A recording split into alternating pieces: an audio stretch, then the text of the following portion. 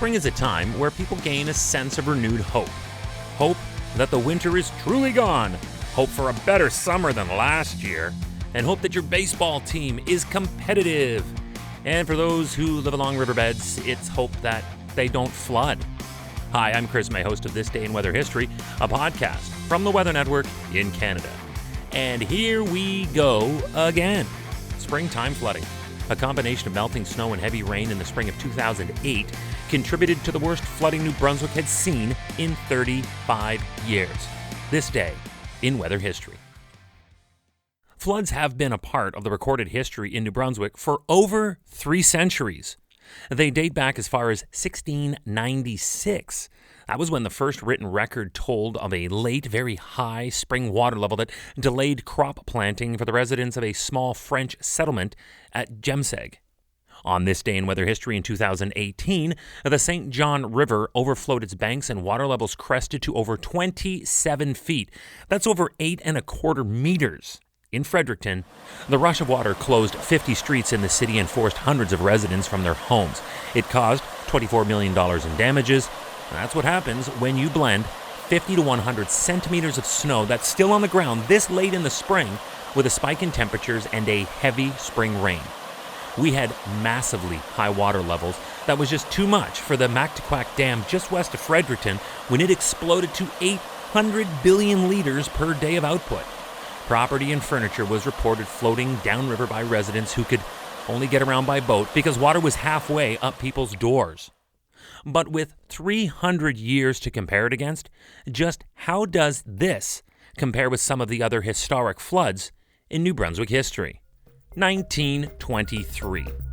Let's go back as far as an April and early May melting of snow and heavy rain and high tides back in 1923 throughout the province.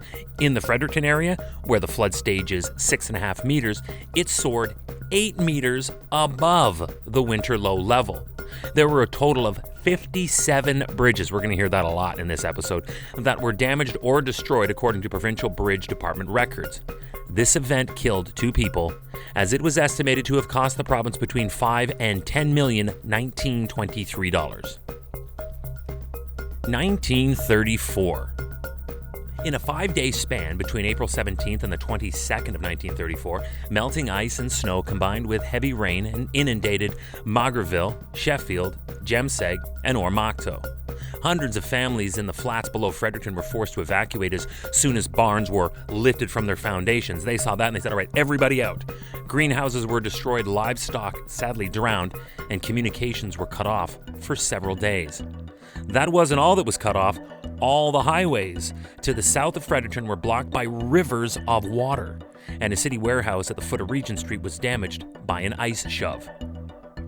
1936.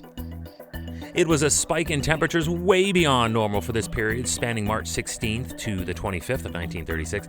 The warmth, paired with heavy rainfall, caused a very early and sudden ice breakup on the rivers, leading to ice jams, and that led to extreme flooding.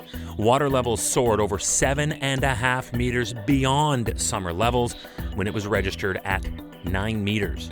For Ormocto, it was the highest in 37 years. In Fredericton, the flooding was widespread, especially through its downtown business area. The legislature building was surrounded by water like a castle's moat, and it was suggested by the local media at the time, a little more tongue-in-cheek, that politicians would have to get to work by boat. To tell you the truth, riverboat may have been the only option for many as well because of the 28 bridges, I told you we'd hear about bridges again, that were damaged or destroyed in the rush. Then a similar story unfolded almost the same way in 1973 in April between the 21st and the 24th with 9-meter high water levels, ice jams, and damage to the legislature building again. But by 1973, there were a lot more people living in the area, so the damage cost an awful lot more as a result. And this damage was pegged at $12 million. And that brings us to the previous worst ever year. 2008. There was record-breaking snowfall in the winter, and it stayed around there for a lot longer. This late spring thaw, combined with a heavy rain, sent water levels close to the 8.5 meter mark in the Fredericton area. Now again, we have a much more densely populated and built-up province, and the damage is, of course, therefore, going to be farther and wider reaching.